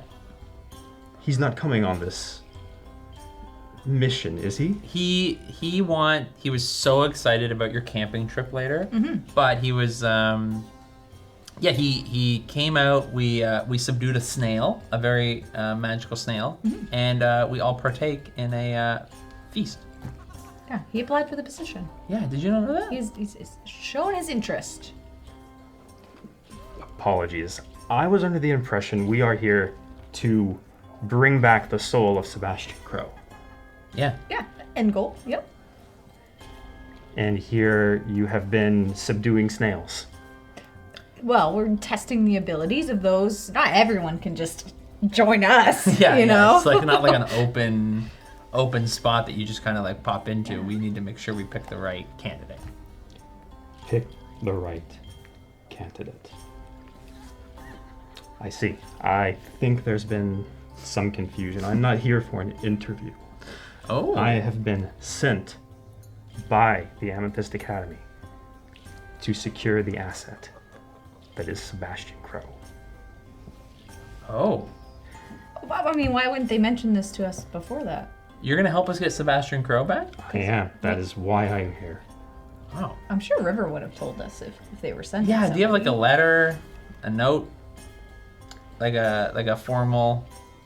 You doubt my sincerity? We operate on a lot of stamps. We stamp a lot of letters. Usually do the wax thing. And so when orders come in, we're very like, I mean, I don't understand it, but it's usually how I get my information. Well, I'm sorry to say I have no such identification for you. But you will have to trust me. You're Amethyst though, Academy. I am right? Amethyst Academy. Okay. Yes, Wait, He would have Academy ring. Yeah, I was about to say, like, as I I'm gesturing to you, talking to you, you do notice that he has a number of rings. How many rings is he wearing? He has 7 rings. Oh, that's up there with like Sebastian territory. Wait, question. If he's coming from the academy, does that mean we have to pay him? That means we don't Yeah, have to who's pay paying him, you? right?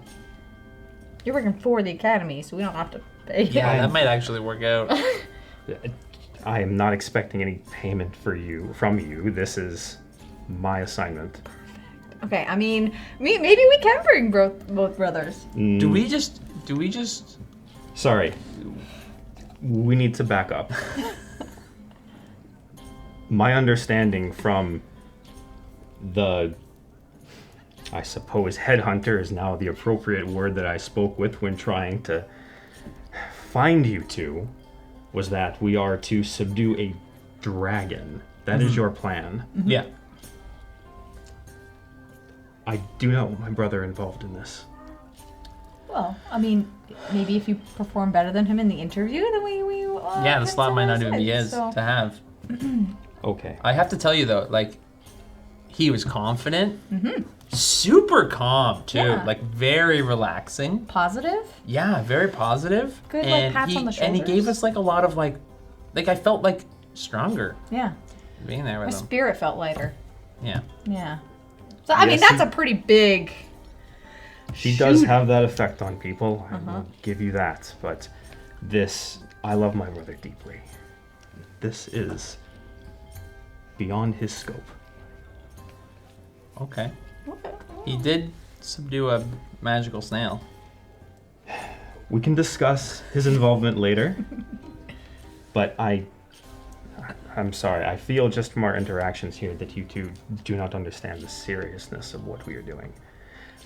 I sympathize with you that you have lost a friend. From what I am hearing, though, you have been casting fledgling adventurers to trolls, subduing snails in the heart of Drakkenheim. I understand that everyone grieves differently, but you have to stop. Stop what? Is that why you're here? Just tell us to stop? I'm here to help you focus. Oh, okay. Oh, okay. So River sent you or Eldrick? I was sent by the Academy. That's all you need to know. He's super cryptic. I mean, very much like, Wrath. Yeah. It's kind of no different. It's kind of I think annoying. it's a trait of the academy, to be Yeah, honest. it's They probably academy test thing. for it as the kids are coming in. Yeah, like how to deceive the unmagical 101. No, I am simply concerned. I do not know the full extent of your understanding of death and the afterlife, but a soul such as Sebastian's is a target for entities. Oh. Okay. The longer that a soul remains dead, the higher the chance that it grows rancid. It's imperative Ooh. that we bring back Sebastian in a timely manner. So, to that end, what is it that I need to do to convince you that we need to act on this immediately? Probably kill a centipede. Yeah, there's the centipede that we want to kill. Subdue, though, because see, this is the thing. You have to understand about us. We love killing. We kill. We kill a lot. That snail might be the first thing we brought in alive, and then we cooked it. So the point is that we're sort of using this also to practice, because we need to make sure we don't kill the dragon, Yep. that we subdue it, that we bring it in, because we Needs need to be to alive. use its soul to like transfer, at least what the druid told us. Yep. So, if we kill this snail, you will allow us to venture forth. The centipede. We Capture the centipede. captured the snail, we Centipede. ate it. We need to capture the centipede now. Centipede. Yep. Yeah. Fine. Yeah, and then we'll decide who we want with us. But And yeah, where's your, are you like more of like a, how do you feel about capturing creatures? What's your skill level with that? My skill level with capturing creatures. Yeah. I have never captured or attempted to capture a beast like this. Okay. I Okay. am so not. less experience. So low experience, 0 to none. I suppose yes. I have never. We just have to write it down. We just have to write it down. Never It's had just the like need to. important that we write it down. Yes. Okay. I mean, then what inspires you to work in this industry? Are you a really big fan of Sebastian? Like we actually get that a lot. It's Yeah. crazy how much that comes up. So actually, we gotta watch for too much obsession. Yeah. If You know? anyone's like part of like the fan club, we gotta kind of send them on their way. If you must know, I've been with the Academy for decades. I was a researcher on magical beasts there. Oh. How did this not come up? I figured that Blackjack Mel would have informed you of my. Okay. He's been pretty low. Yeah, he did a little bit, yeah. Oh yeah, okay, he did.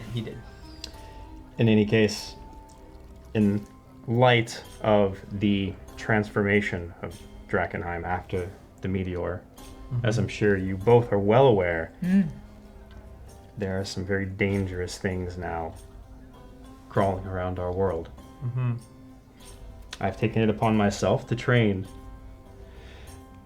mages from the academy who otherwise focus on study to defend themselves against these threats. Okay. So, I mean, doing the teaching rather than the doing, but still lots of knowledge. So that's good. Yeah. Okay. You got a lot of field experience? I have enough. Okay. I gotta be honest, the confidence. Yeah. I'm a big fan. Big same. fan of your confidence. I gotta say, yeah, I'm getting this. It's the aura, but it's also like you got this wisdom Yeah. about you. So you are leading. So are you going to head out of Emberwood towards the city to do this test with? Yeah. Yeah. That same spot Okay. we're at. Yeah. Yeah, we're gonna. So yeah, Veo's got a lead on a centipede. Yeah. We capture it, and if we're successful, I think we'll have a pretty good idea of like where we sit. Yeah. So be it. Okay. Okay. Once again, you head back from Emberwood Village. The days actually got quite long now. You head back towards Drakkenheim from Emberwood with your new companion in tow. I might take a drink of potion. Yeah. I might drink a wee bit. Okay. Thirsty. Veo, give me a survival check to lead the group back to where you found the 14. 14. Takes a little bit longer than expected to lead them back, and I'll need con saves from all of you against the D-Pays. 16. 25. 12. 12. So, is it Baldrick? Yes. Baldrick, you actually gain a level of contamination and take 10 necrotic damage as Fantastic. you encounter the D-Pays. Ooh. Roll me a D6 for your mutation. Oh, yeah. 6. You do not mutate. That's right. But before long, you come to the place where the terrifying centipede creature was. You feel the fluctuations in the heat as you finally find the place, Veo. The creature is perched atop the roof of a ruined building, almost blending into the slate shingling with its strange black-blue body covered with mottled features. It has hundreds of scuttling legs and is probably about 30 feet long and has a strange insectoid head with mandibles and long antennae as it patiently perches. Oh yeah, Pluto, I forgot to tell you, this one's much more terrifying than the snail. Oh yeah. Okay. Yeah, that's good. to Yeah, like hair standing up on the back of my everything know. kind of Okay. vibes. So, Okay. good challenge. Good. Yeah, Baldrick, I actually wanted to ask you. So, you're coming at this. You know the situation. We got a giant centipede. There's some fire. There's some ice. What's your gut reaction? How do you approach this? I do my best never to approach a situation unless I am prepared to succeed. Okay. What is our... That's good. what? Those are good words. Very What Sebastian-like. is... Are we subduing this centipede? Yeah, we want to bring it in alive. I want to bring it in alive. To what end? To practice for when we have to bring in the dragon alive. And maybe eat it. Yeah, we might eat it after. Okay. So that's the whole point. Like, remember, this is like, this is all like testing to see if we can restrain yourselves in the moment of like finality. Like, are you willing to like sacrifice yourself a little bit to make sure that the creature is subdued, not destroyed? We don't want to overkill, but we want to get it weak so we can like restrain it. Yeah. Like those types of things. Think about that. Yeah. And especially since we don't really have a ton of magic ourselves. What magic could you use to do it? I'd like to see a little demonstration a of your flare. skills. Yeah, a little flare. A little flare, yeah. It's a poof and a poof and a poof. Yeah. Flare. Yeah, flare. But doesn't have to be literal. But it could be literal fire. I It mean, could it's be. up to you. Yeah, totally. Yeah, open book. Yeah. Open door policy. Yeah. For your you Feel it out. do you. See how it goes. But through the filter of subdue. Yeah. Very good then. So I'll walk in. Do you want to Okay. come with me? Do you want to? So our normal move is I walk in, Veo flanks. Do you want to come with me? Do you want to stay back? What's your? How do you vibe? How do you feel? I will about that? accompany you. Appreciate it. Yeah. All Let's right, go. Vale, you can make a stealth check to approach this creature.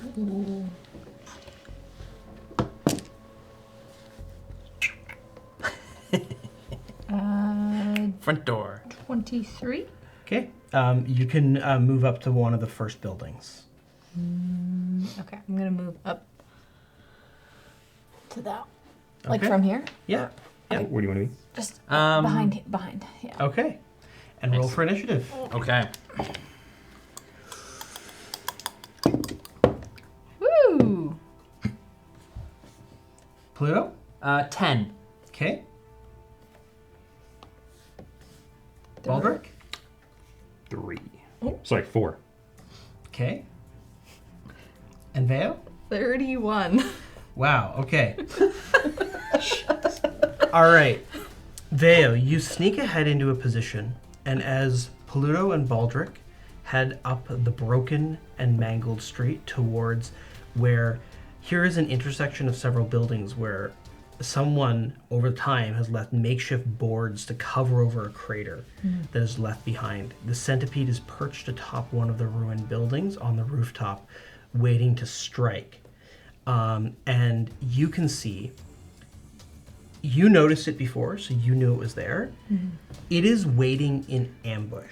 So it is clearly, from what you can see, it's waiting for someone to basically walk by it so it can jump off the roof. Because it's reasonably, despite being such a massive creature, it's actually pretty good at hiding in this spot, especially if you're not looking up on the rooftops. So what you can tell, give me a perception check. 30. It has seen Pluto and Baldrick, and like a predator, it is waiting for them to come forward so it can pounce on top of them. Okay.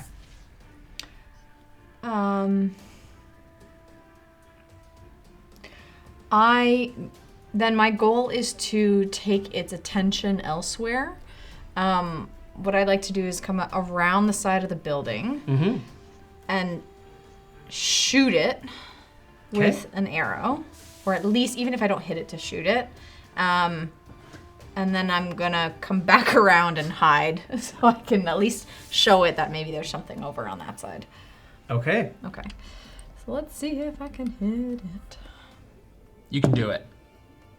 Well, that's a natural one. So. Okay. The arrow collides with one of the shingles beside it, slipping right between two of its legs. And as it does so, you hear just this insectoid as it peers up and its strange eyes and face lock onto your position. I beeline agility behind the building, and then I want to use my... Oh, actually, you know what I want to do? I would like to... How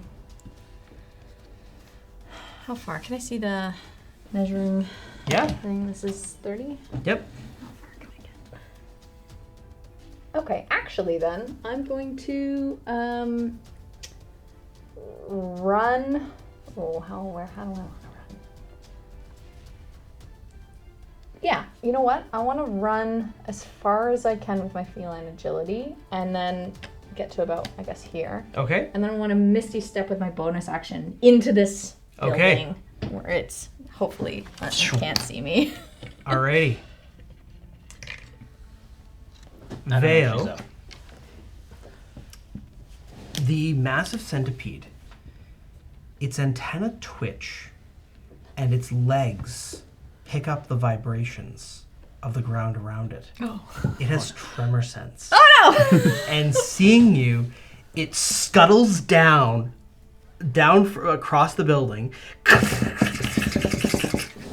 and then it scuttles up, looks around, and it breaks through the window and turns to you with its strange gaze and shoots beams of ice from its eyes at you. Give me a Constitution saving throw. Oh no. Is this magic? This is not a spell. Not a spell, okay. But Good question. yeah, it's not a spell. Forgot about that. 5! Okay. You are going to take 30 points of cold damage, and you are frozen. I'm in frozen! place. No! Oh no. Oh, there's no thing for frozen. Okay. Yeah. So when you are frozen, you are immobilized. Your speed is 0, and you are and attacks against you have advantage. When you are frozen, you can escape by making a strength check. If this is a DC 18 to break out. Oh no. Or someone else can break you out. Okay. You also escape if you take 20 points of bludgeoning or fire damage. Oh. But while frozen, you are vulnerable to fire. You are vulnerable to bludgeoning damage, so you take double damage from any bludgeoning damage. Okay. And you can see that the mace-like tail of the centipede is very good at doing bludgeoning damage. Uh-oh. Okay. I'm frozen. Okay. Oh, Katsica, help me! Okay. Oh no. With that, we go to Paluto.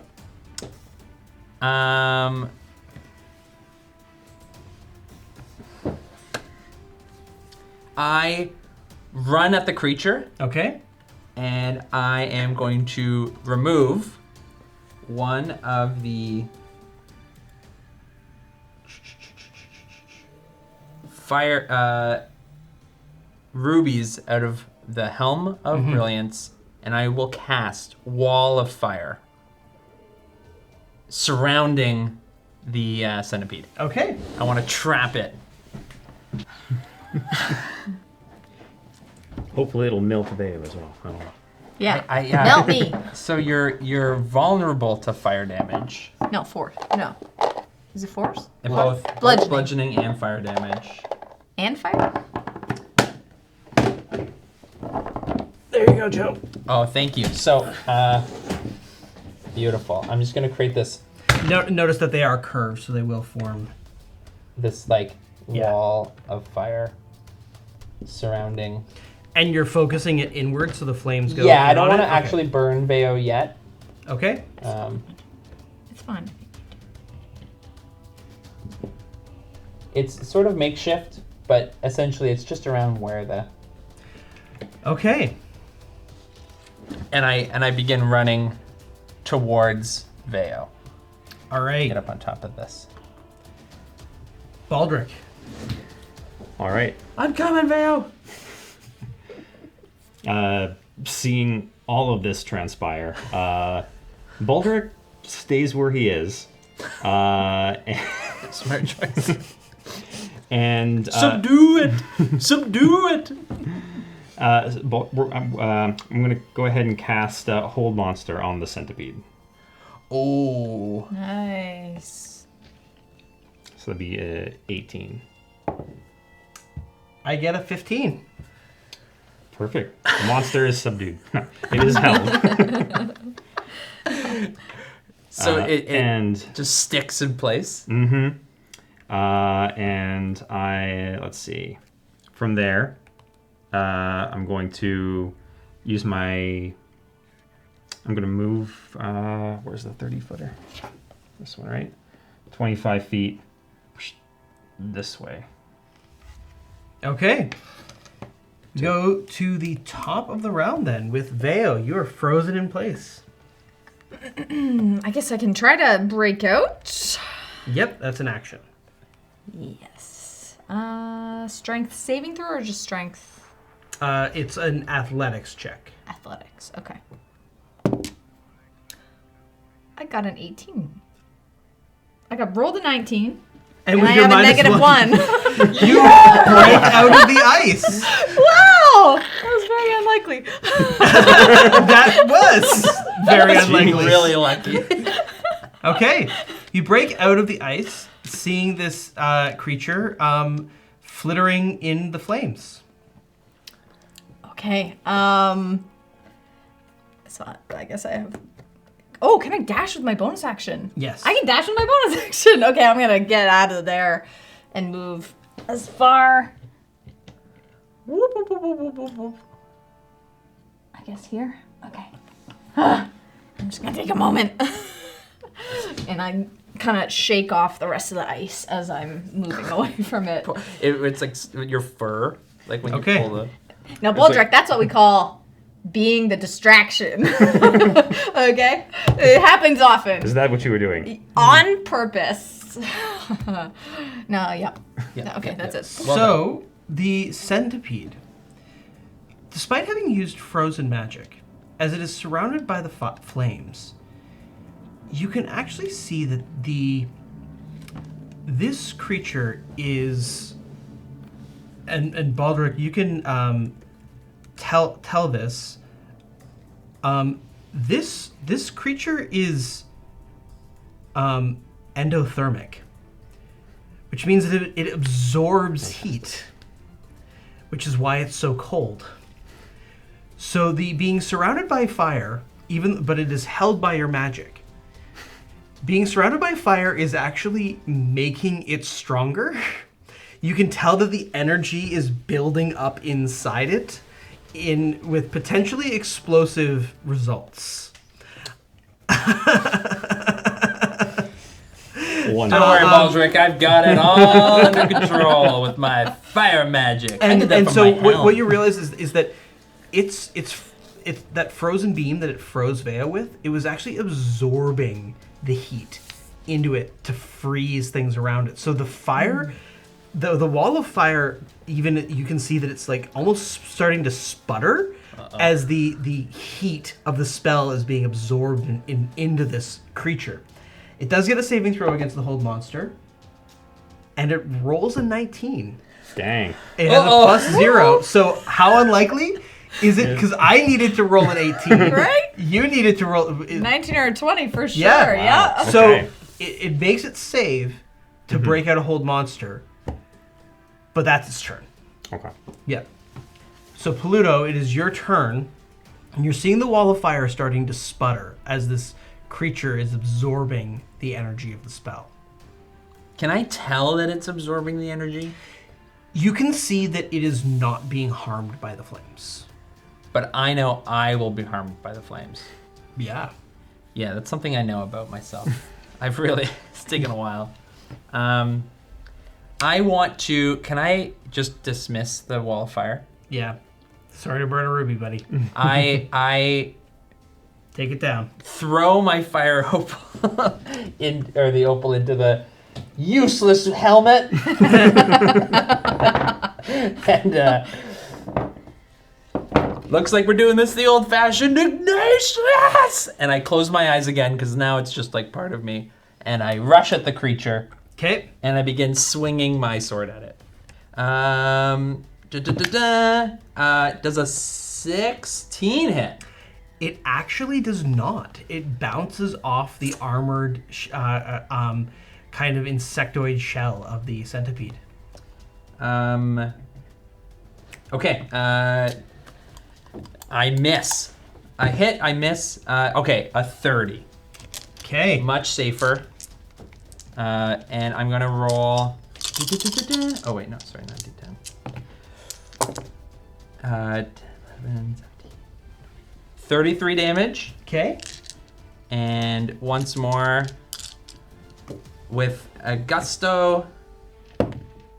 I'm gonna use. Oh, man. Okay, you know what? I want to use trip attack on my second attack. I You fail can my tell turn. that this creature has so many legs that you couldn't actually knock it. Yeah. It has too many legs to be knocked prone. I knocked down its one front leg. Yeah. No! I rolled a natural one, so I'm just going to accept... You've been hit once by it, and this creature has absorbed some fire damage. So, first of all, as your blade crashes into its hide, you know when you hit like a steam vent pipe? It's that, but fire comes out of it. Oh! So you hit it, and a gout of flame just erupts from the body, dealing 14 fire damage to you, and you are burning. You are set on fire, and so at the start of each of your turns, you will take 4d8 fire damage until the flames are put out. And how much fire damage, sorry? 4d8. Okay, so next turn I'm going to take 48 fire damage because I'm on fire. Yeah. Great, cool. Yep. Neato. So I do have resistance to fire damage. Okay. But, it's only when you roll a natural one on a save. save throw. Yeah. Oh, okay, Yeah, okay. you won't be taking any... Woo! Yeah. No beams of energy. Okay. Baldrick? Okay. Baldrick, use your magic! As you wish, Prince Jackson. Baldrick's going to move out from behind the cover here, and as he does, you hear sort of a thrum in the air, right? And it's sort of a low. It starts as like a low kind of Gregorian chant, sort of sound that you hear, and he uses Blade Song. Okay. And activates that, and then What's that do? Blade Song bumps my AC, my movement speed, and I get advantage on con saving throws. Cool. I believe. Yeah, pretty neat. And I'm gonna go ahead and cast Polymorph on this centipede. What are you going to polymorph it into? Let's go with a snail, since that seems to be what these two are really into, just more bugs. What's the DC? 18. I guess 16. Perfect. So that's now a snail. Like a normal snail, not a giant contaminated snail. A little tiny snail. Oh, man. All right. Grab it, Prince Jackson. As he's on fire. I imagine you know how to extinguish yourself. First you stop, Yeah. and then you drop. And then what? Roll. There we go. I'm going to try to put the fire out. Yeah, it's an action to put the fire out. You do take another 14 fire damage at the start of your turn, but you're able to stop, drop, and roll. And now you have a snailipede. I put the snail in a jar. Okay, how long will it be like that? For about an hour, so Okay, what do we do? I say we put it down and go save Sebastian. But I mean, that's the that we could leave it here, and I mean, it could continue to roam the streets of Drakkenheim. Yeah, I just feel like we didn't... Did we do it? no, this not sufficient subduing for you? Yeah. I don't know. How do you rule this? Like, I mean, yeah, technically. Did you want to It tame says it? holding it in a jar. Yeah, like you fixed it. Do you want it befriended and tamed as a pet? Like, I don't like. No, you know what? No. I No. think in technicality, it has been Tamed. tamed, so Subdued. subdued. Yeah, It's not tamed. Maybe not tamed. Is it subdued forever, though? You said an hour? We got an hour. And then what? Have an hour. And then it will turn back into a raging centipede monster. Okay, question: can you teleport? Yes, you can. Yes, I can. I mean, there you go. What if we teleport to... Where could we put it? Well, I mean, like, if this was the dragon and the dragon was the snail, then we could teleport and be like, here you go, druid. Within an hour, I can bring this snail to a druid. Why don't we just go to the druid now? And give him a snail that will become a centipede? I don't know if that's good enough. I mean, but to eat, though. Oh, I mean, we probably have to do the rest for that. All the killing. Yeah. Well, do you want it killed or subdued? I'm not clear anymore. I gotta be honest. Yeah, you nailed it. Yeah. Thank you. Although in about 58 minutes, it goes back to the way it was. So Yeah. yeah, I guess is the mission over? We just like release it. Yeah. I mean, we don't need to. We just let the snail go. We don't need to keep it. I mean, if you need it to be killed, we can kill it Be at like a some later guy time. walking and by, give and it he's to like, the "Oh, a druid. snail!" The centipede was just trying to survive in the city. It's just like, I'll leave him be.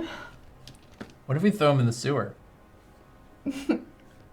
Or we send him to the Queen of Thieves? Again, why are we debating over what to do with the snail? I don't know. I feel like there's a lot I of don't- potential. There's a lot of potential Yeah. that's gonna release in 1 I hour. really like to think through the potential of what we do with said creatures that we capture. If we go to the top of the inscrutable tower and we just throw it off, Experiment. yeah. Okay. Now it's been subdued. I've proven we can subdue a creature. Can we kill it? Would Yeah. that be satisfactory? I mean, I guess we don't have to. Yeah. You know what? Yeah. Great interview. Yeah. Yeah. I just feel like though, part of it was like we asked you to like answer the question and show your work, and you just answered the question. We're like, how'd you get Confident. there? And you're just like, I just did it. You're like, Yeah. all right, Skipped a few steps, but like Yeah. showed along the way that you know what you're doing. capable. Capable. Yeah. There's potential. I think this exercise shows us that there's a compatibility. Yeah. And you said you don't want your brother anywhere near us. I fear for his safety. But Fair. I'm sure if he... Yeah. I mean, I'm sure we can find a role for him. I just want his safety to be a priority.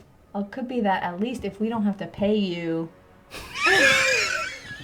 and that's a bonus. Yeah, you're already, like, that puts you way up. Yeah. Because everyone else wants The money. academy's already paying you, so. Yeah, great. Yeah. So I guess, yeah, you'll hear from us.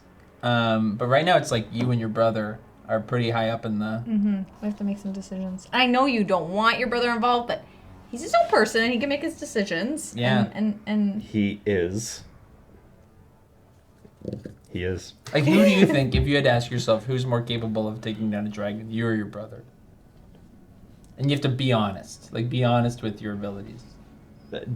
My brother does not have... His heart is in the right place. Perfect. But he does not have the experience or the resources. resources, I guess that's a... Yeah, we're a big fan of resources. Okay. Well, okay, I'm yeah. sure he can be of assistance safely on the back lines. I think within the next, 12 hours we'll probably have our decision? Yeah, we have to move quickly because, yeah, you said something about rancid souls. And Yes, every moment that we tarry is a risk. Why don't we just go back to Emberwood? Do I just let this out? then just leave it there in the jar. It's fun. Someone will have a fun Leave surprise the if they see jar. it. I write a little note, do not open. There, I've done my due diligence. I've done my part. Okay. So, yeah? Yeah, Okay. I actually really excited. I'm excited. Are you excited? I'm excited. I'm excited to bring you... Formally? Are we going to do this formally? Yeah. I mean, we don't really have a really good orientation program when it comes to, like, onboarding, but I think you seem well-equipped enough to not need that and to jump right into the role. So Day we'd one. like to formally extend an offer for you to be one of the Jackson 3. They own the Pussycats. Yeah. Accepted. Can we please... So tell us, now that you have made your decision, I feel like we can reveal what What was everyone? was everyone? Well, Derek was a level 9 monk, Fist of Mercy. Woo! Way of Mercy. Yeah, he showed a lot of mercy. So much mercy. I don't know if I'm going to speak for Brellum. But Baldrick is a wizard, 14, fighter 2. Oh, Blade wow. song. Yeah. Oh. Blade singer. Wait. 14 plus 2? Wow, you're like... He's stronger than us, Pluto. Oh my gosh. Oh my gosh. You can't come now. Kelly, get over here. Tell us here. your... Yeah. And who was Tell us about Baldrick's brother. So, Brellum was a level 3 Peace Domain cleric. He had 30... I think you're going to want to be way closer and way more down. So Brellum was a level 3 Peace Domain cleric. He had 30 hit points. Oh my gosh. And one hit would have killed him. Somehow he didn't get hit at all. And Adam Ackred, who you did not get to see, was a level 13 apothecary. He was a pathogenist. So you would have died. Oh my gosh. Instantly, yes. You did well. I'm shocked. I'm shocked. Too. I'm more shocked than anybody. I did not get the level 3 vibe from you. Yeah, Wow. no. Yeah, you went right in there. Yeah. Well, Wow, really? You're really lucky you still have a brother. Like, Derek was level 9. And we just, he was gone. I mean, he did have to fight like 8 trolls, but he didn't dropped have his stick. to. He missed he him. did was drop his his stick. choice. Yeah. He made decisions for himself. All right. Well, Baldrick, because in your arsenal is the teleport spell, you may bring our erstwhile adventurers to their next destination. Which is We can go right now? Or do we long rest? We can long rest because Okay. I know we've had a day. I'm exhausted. Maybe we've spent the whole day interviewing. You have to understand, it's a grueling process. Mm-hmm. Just meetings after meetings. Lots of tough decisions. Fully do not understand, but go on. So we would love to just sleep the night. We would extend you to come sleep in our cabin with us. We usually do sort of like this try pose thing where we all sleep with our heads towards each other and we just kind of share like how the day went, what our dreams or fears are. Yeah. All right, then which inn are you staying? We're all staying in the same room. No, what inn? Where should I meet you? Oh. You're gonna leave us right now? I have to go see my brother. Oh, are you on the camping trip? That's I don't next think we'll week. have time for the Next- camping Yeah, trip. I'm gonna have to say that we need you to hit That's the in a ground week, yeah. running. Like Yeah. you're gonna have to cancel all your vacation plans. Yeah. Fair enough. Yeah. Tell your brother. New job. Yeah. We really need you to come in and focus. Yeah. We'll go to the. What was I think we weren't in an inn. We were just in some random. Yeah, Shack. you were just Yeah, in a you shack. can go. Yeah. Well, we'll stay. We'll go to an inn. We'll go to a nice inn. Oh, okay. All right. Because we don't have to pay him a salary. Yeah, we saved so much Well- money on this hire. then I think with that, the three of you call it a night there, and you'll set out at first light Yeah. to reconnect with the rest of the team and head out to the Octenwald to capture a dragon. That's where we'll wrap things up for now. Well Exciting. done. Yeah. Well done. What happened to the centipede?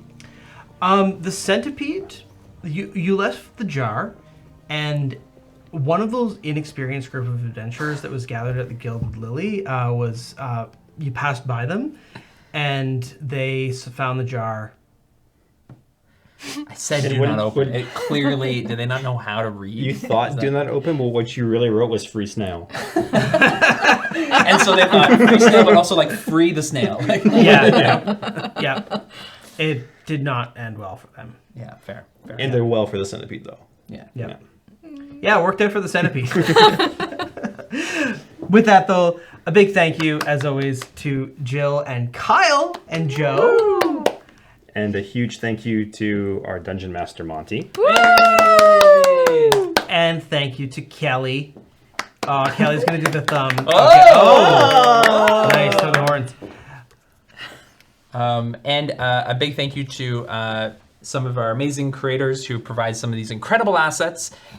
They are produced by some very talented artists, and they give us permission to use them in our tabletop games. And we encourage you to go out and support some of these amazing creators. Dwarven Forge, Miniatures by Hero Forge, and WizKids. We have some amazing character artwork by Elizabeth Perot, and our music by Tabletop Audio.